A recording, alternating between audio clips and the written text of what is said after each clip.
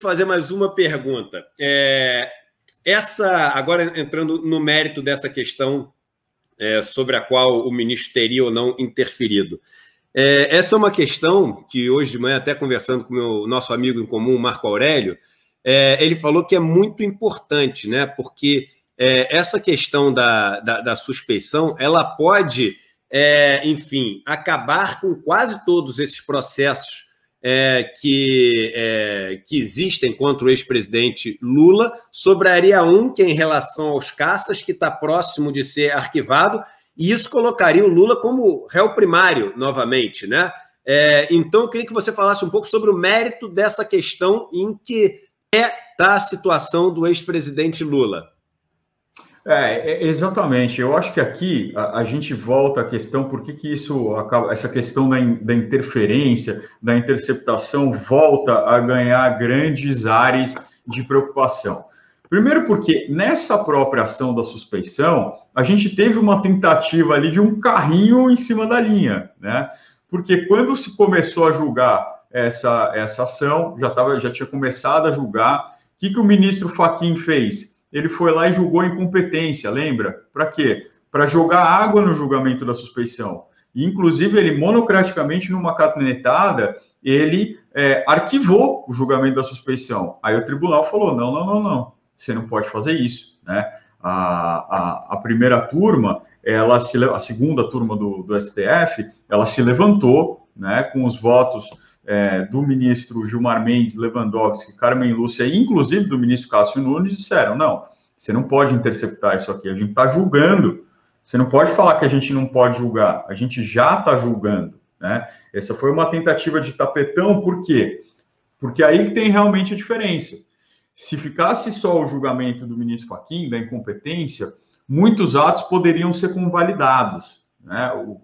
O ex-presidente Lula, ele continuaria inocente, com a presunção de inocência, não teria qualquer condenação em relação a ele, mas seria possível fazer uma espécie de processo fast track para que tentasse condenar ele de novo, tentar convalidar provas, enfim, ainda ia pairar aquela dúvida, né? Eu acho muito difícil, tá? Tecnicamente seria muito difícil de uma nova condenação, mas ia pairar aquela dúvida, né? E essa dúvida é muito importante porque ele é um candidato, você goste dele ou não, ele é um candidato à presidência da República no ano que vem.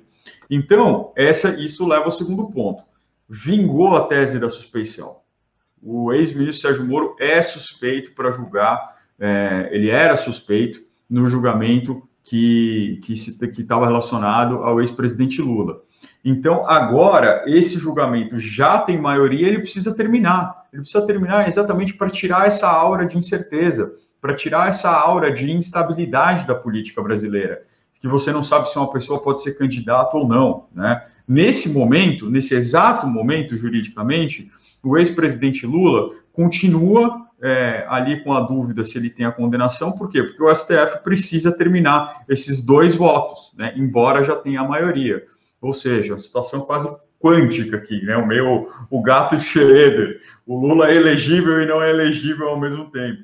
Não, ele claro, mas ainda precisa terminar o julgamento. E é disso que se trata, né? É disso que vai se tratar esse julgamento do dia 23, só para colocar um ponto final nessa história e aí começar de novo. Ah, mas o Lula, o Lula é inocente? Essas são respostas que a gente tem que ter.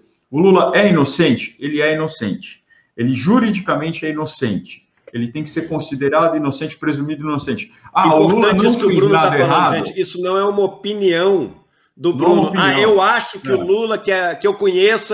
Não, ele está falando o seguinte, tecnicamente, juridicamente, formalmente, o presidente Lula, ele tem hoje este rótulo, digamos assim, né, este status de inocente.